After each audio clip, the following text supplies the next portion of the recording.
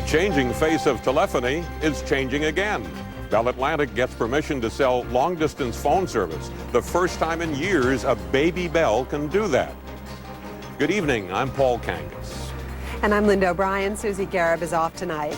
A relatively quiet day on Wall Street as investors take a pre-holiday breather.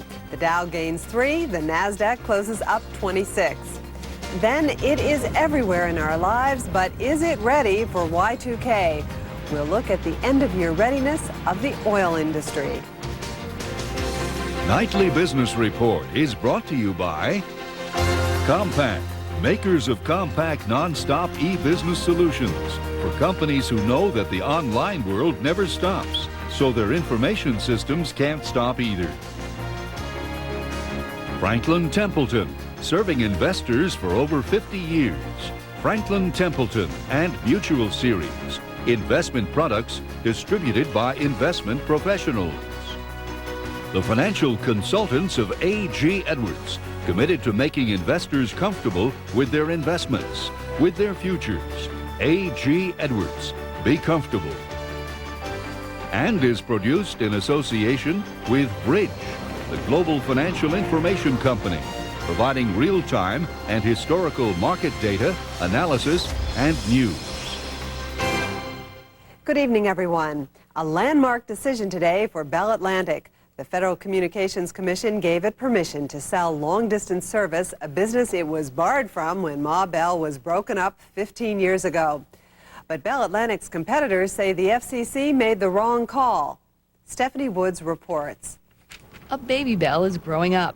After 2.5 years of trying, Bell Atlantic has finally won approval to offer long-distance service within New York starting in January. Bell Atlantic says it will hit the ground running. We're not a startup business. We come to the table with an extraordinary amount of capability and resources, so we'll come with the notion that we'll bring best value and best price.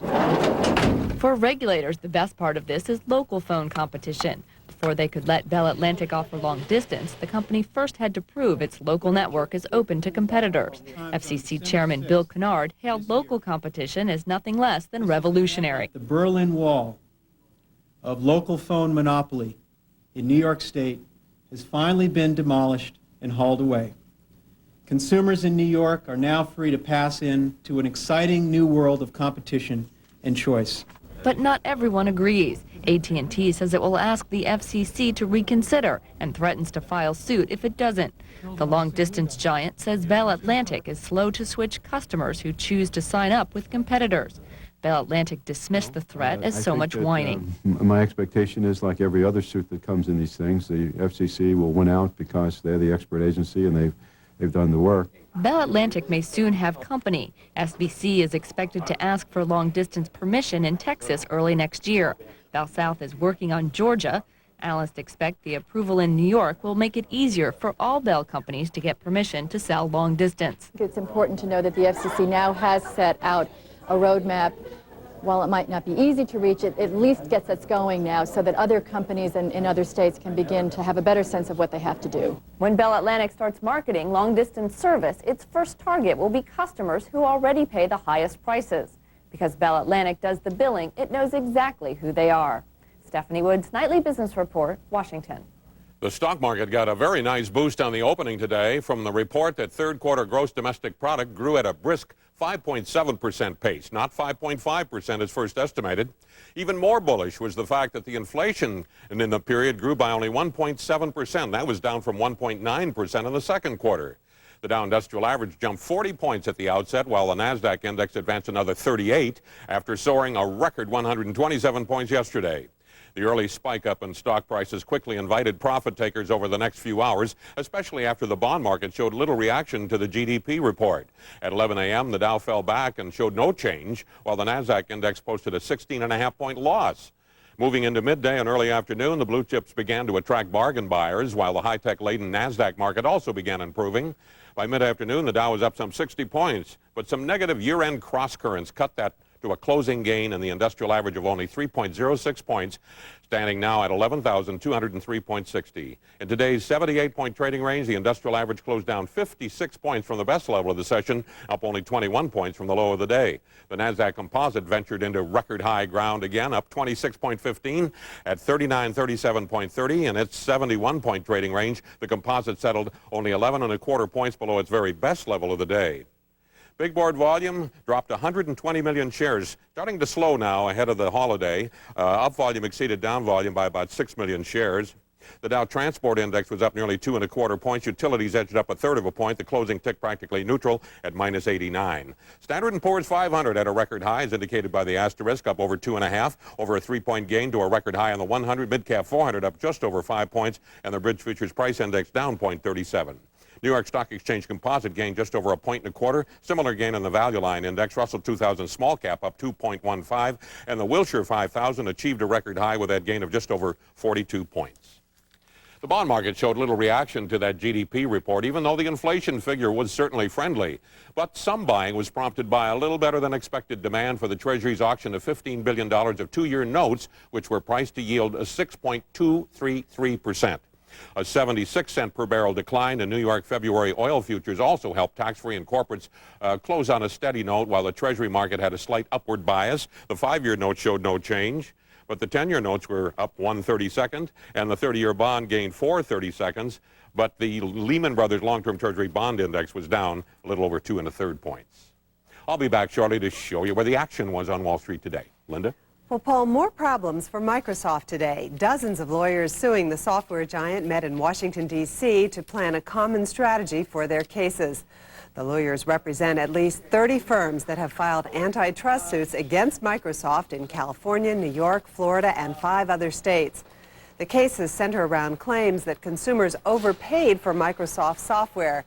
The attorneys say a common strategy would let them pool resources and mount a stronger challenge to the software giant.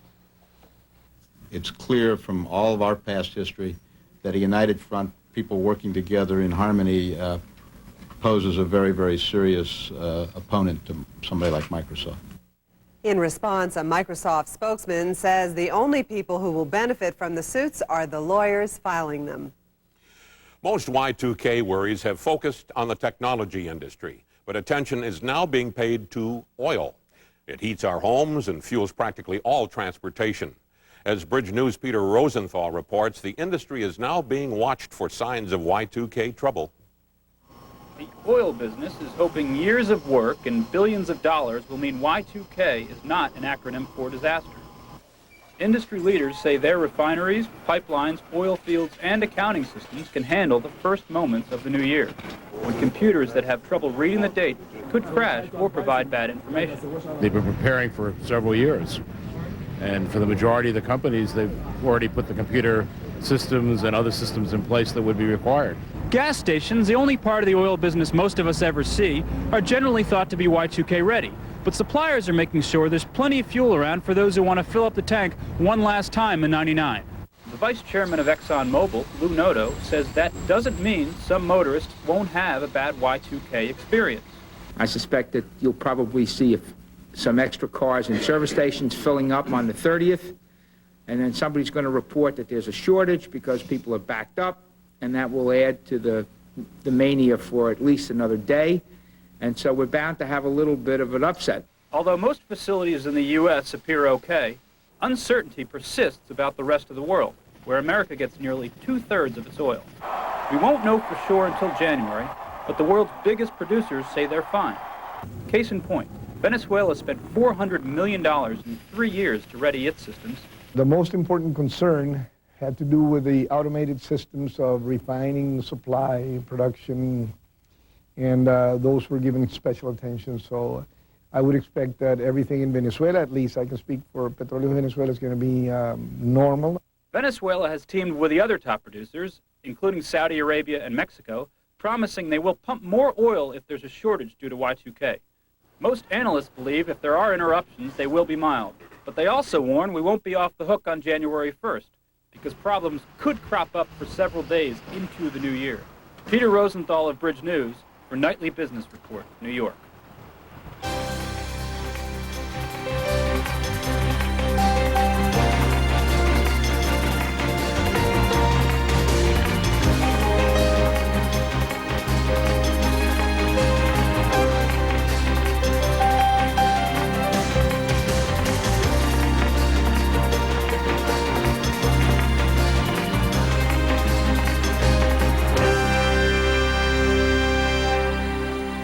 If you're looking for an investment with some shine to it for the new year, analysts say you might want to consider steel stocks. Steel prices are finally starting to take off after nearly 2 years of declines. Diane Estabrook reports. Industry experts say a shift in supply and demand is driving steel prices up and improving earnings for steel companies. Foreign imports are tapering off while demand for steel from manufacturers and builders is rising. Prices for flat-rolled steel, used in everything from cars to appliances, increased 3 times this year. And steel companies have proposed 2 more price hikes for next year. We went through a very disastrous surge of imports in 98 and 99, and we're recovering from that now. The fundamentals in steel, our competitiveness, our value is still very strong, and every trend indicates in most segments of our business that 2000 will be a stronger, more prosperous year for us. U.S. steel prices began to plummet in mid-1998 when the Asian financial crisis caused a flood of cheap foreign steel. Although prices have been rising steadily since the middle of this year, they still haven't returned to the levels they were at before the Asian crisis hit. But industry watchers predict a booming U.S. economy and improving economies in Asia should provide more momentum to steel prices next year. Some even predict prices could reach their highest level in nearly 4 years. If we get continued demand overseas and less material available to this country, imports should be flat to down next year again. That bodes well for the U.S. guys because they can supply even a flat market with additional tonnage. Despite rising prices, analysts predict most steel companies will continue to struggle during the first half of next year, but should be back in the black by the second half of 2000. Diane Estabrook, Nightly Business Report, Chicago.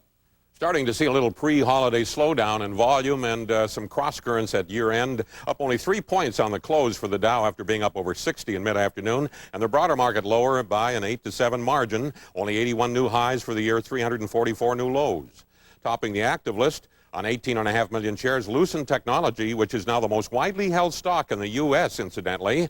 Now, yesterday, J.P. Morgan made cautious comments about revenue growth for the company, and today, Lucent reported its order backlog has decreased. Also, the board wants to boost the number of authorized shares from 6 to 10 billion. Compaq Computer down 1/8, and then America Online lost 3 9/16, reacting negatively to the news it's going to acquire MapQuest.com for $1.1 billion in AOL stock. Pfizer was up 1 1/16, AT&T down 1 5/16 on that Bell Atlantic development. Tyco International edged up 11/16, trying to stabilize here. Kroger up 1 1/16. Philip Morris dropped to 16th. Citigroup losing 5/16, and TJX companies gained 1 7/16, 10th in volume. Allergan was up 4 full points. Companies in eye care and skin care products, and Merrill Lynch upgraded it from accumulate to near-term buy today. Coca-Cola edged up a quarter, traded as high as 60 11/16 this morning after Merrill Lynch named it as a Focus One stock with an $80 a share target. Eastman Kodak rose 4 9/16, positive reaction to the company naming Robert Bruce as its new chief financial officer. He's was formerly with Unisys. Electronic Data Systems rose just over 4 points after the SG Cowen brokerage increased its price target from $70 to $80 a share. Kyocera was up 15 3/16. The company is going to acquire Qualcomm's mobile phone division. No terms were disclosed as yet. And also, of course, overnight, the Nikkei index in Japan was up 2.1%. NCR Corp rose 3 11/16 on news it'll be added to the Standard & Poor's 500 index after the close on New Year's Eve, replacing Republic Bank of New York. MYR Group, which is in construction services like putting up power lines, up 8 3/8 on news it'll be acquired by GPU Incorporated for $30.15 per share cash. Weirton Steel up 1 5/16, good percentage gain. You heard the steel story. Prices are firming, and it seems to be bolstering a lot of the steel stocks like Weirton.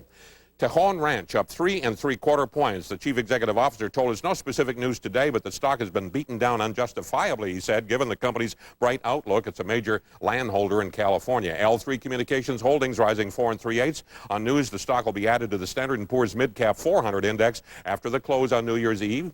Consolidated Graphics, the major casualty, down 6 3/8. The company sees lower than expected third quarter results, around 56 cents a share. The street was looking for 70 cents a share. And Park Electrochemical down well over 8 points. Fourth quarter earnings came in higher, 51 versus 40 last year, but the street was looking for 58 cents. NASDAQ trading a record high, the 57th of the year, up over 26 points. Volume was down 13.6 million shares from yesterday. For every 18 stocks higher, there were nearly 22 lower. Qualcomm topped the active list, plunging 11 7/16. Of course, it's had a tremendous run-up after that 4-for-1 split announcement. Yahoo up 13 3/4. CMGI, the Internet incubator, up 5 1/8. Microsoft up 1 11/16. However, in after-hours trading, the stock was at 115 on news that the company's CFO, Greg Maffei, is leaving to head up a company called Worldwide Fiber. Internet Capital up 8.5 points in the hot group. 3Com down a little over 4. Zell Computer edged up 9/16. Cisco System down 1.5. Oracle, which made a 2-for-1 split announcement earlier in the week, up 7 3/8. And Juno Online on profit taking down 5.5. CAIS Internet rising 12 11/16. Hambrecht & Quist is starting covering the stock with a buy recommendation, and yesterday Kohlberg Kravis Roberts said it's going to invest $200 million in the firm. Internet America down 8 11/16. The company has denied reports that it will offer free internet access, and Colorado MedTech plunging 5 7/16 after the company issued a profit warning, said second quarter earnings would come in around 6 to 8 cents, not the 19 cents that the street was expecting. The American Exchange Index up a little over 4 3/4 points. Accelera.com up 46.5 points. That stock closed at 62 last Friday when the company announced a 2-for-1 stock split. Accelerate. Interdigital Communications up 4 points. Company announced plans to expand in Japan. The firm does have some very promising wireless technology. And finally, the index shared no change in the diamonds, but gains in the NASDAQ 100 and the S&P depository receipts. And that is the Wall Street wrap-up. Linda? Well, Paul, business to business, internet commerce is expected to soar into a $70 billion industry in the next 3 years. And Jo Mei Chang, CEO of Vitria Technology, has plans to tackle that market. Her company sells software that lets different computer systems talk to each other. Vitria's revenues jumped 400% from September of last year to September of this year. Its clients include names like Federal Express, Quest Communications, and Deutsche Bank. In tonight's Prime Movers segment, Donald Vandemark of MyPrimetime.com asks Chang how retailing will drive e-business. I think retailing is certainly one area that will drive the e-business. And another critical part of e-business is the business-to-business interaction and how to really automate all this, such that when a retailer at the website trying to order a piece or merchant, and it can be automatically confirmed by the purchaser's supplier and all confirmed in real time. And that's going to be more than $1 trillion. Business to business is at least 5 times bigger than the business to consumer that most people are familiar with, or the so-called retailing side. Here you are now, a second-time entrepreneur, not quite a serial entrepreneur, but nonetheless very interested in building businesses on your own. How do you have that kind of courage?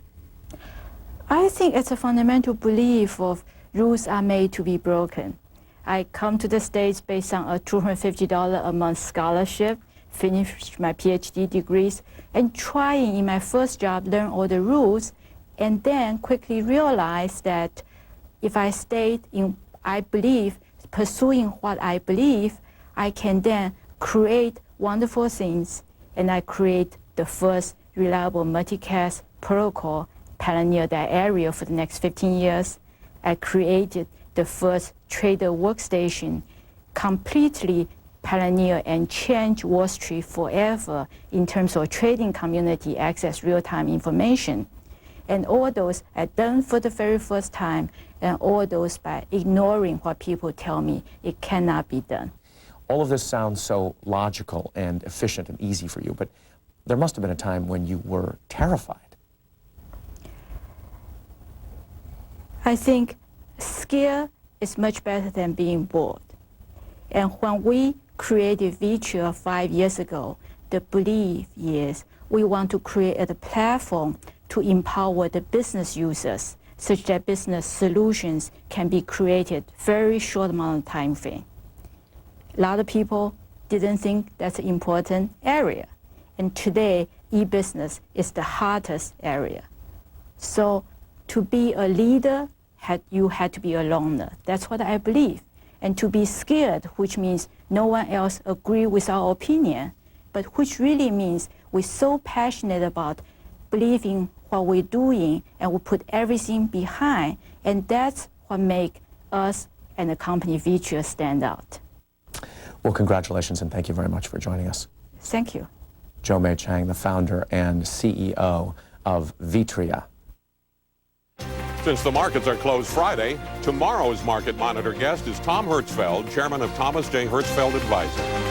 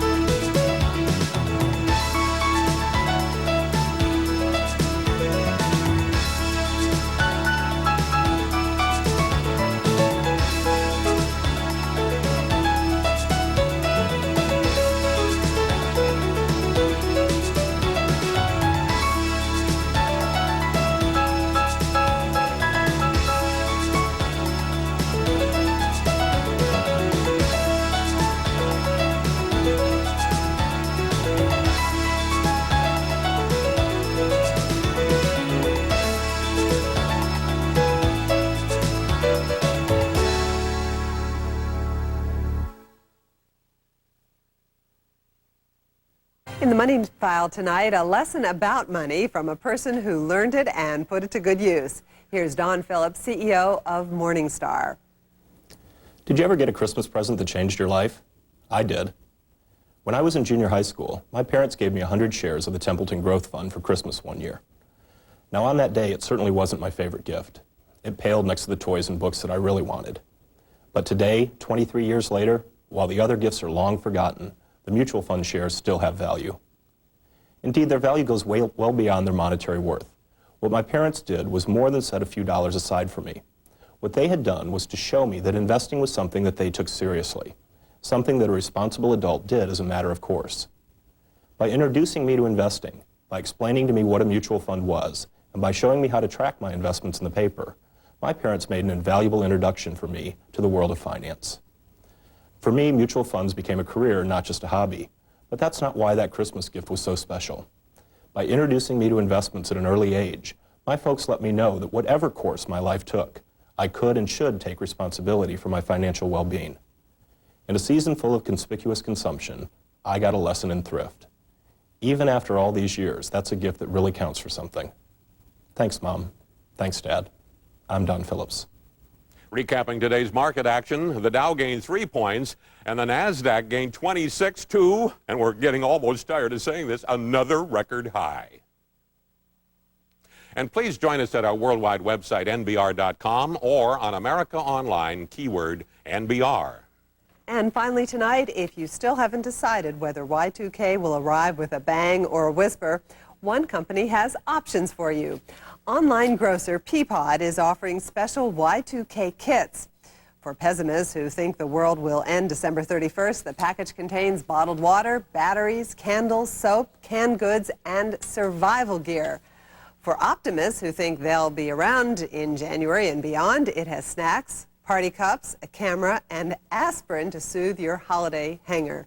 In either case, the price tag is around $70, Paul. So are you Y2K ready? I like to party on New Year's Eve with the best of them, but I'm not going to need $70 worth of aspirin. Thank you very much. Okay, we'll remember that.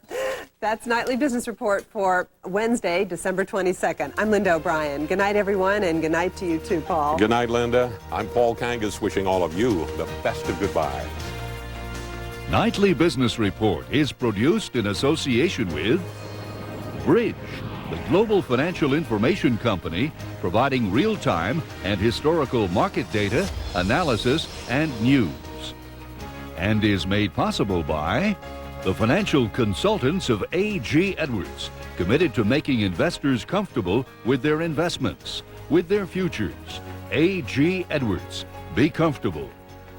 Franklin Templeton, serving investors for over 50 years. Franklin Templeton and Mutual Series. Investment products distributed by investment professionals.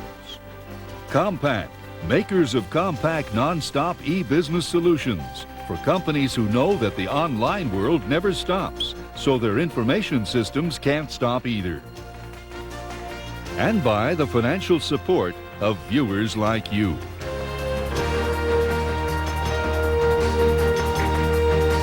On tomorrow's morning edition, we'll cover the day's news, national, international, and Northwest. And you can always expect a little something different, too. Join us between 2 and 9 a.m. on OPB Radio.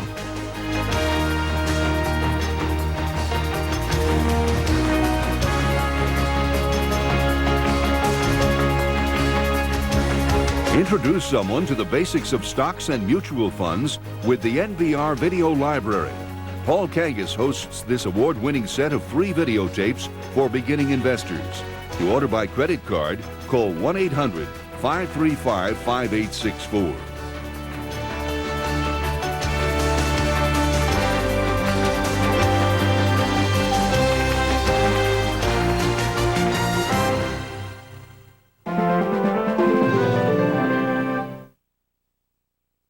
Funding for local broadcast of the Nightly Business Report has been provided by viewers like you and by the following. The Collins Foundation. The Collins Foundation is dedicated to improving the quality of life in Oregon. Wells Fargo, proud to support our communities with quality family programming.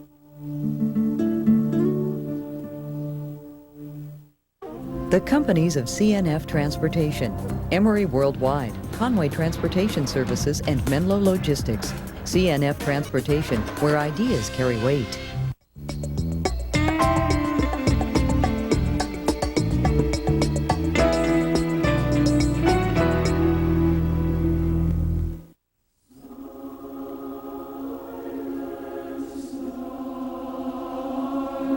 Hello, I'm Roma Downey. Please join me for an enchanted, magical evening celebrating the Christmas season with the Mormon Tabernacle Choir and the Canadian Brass.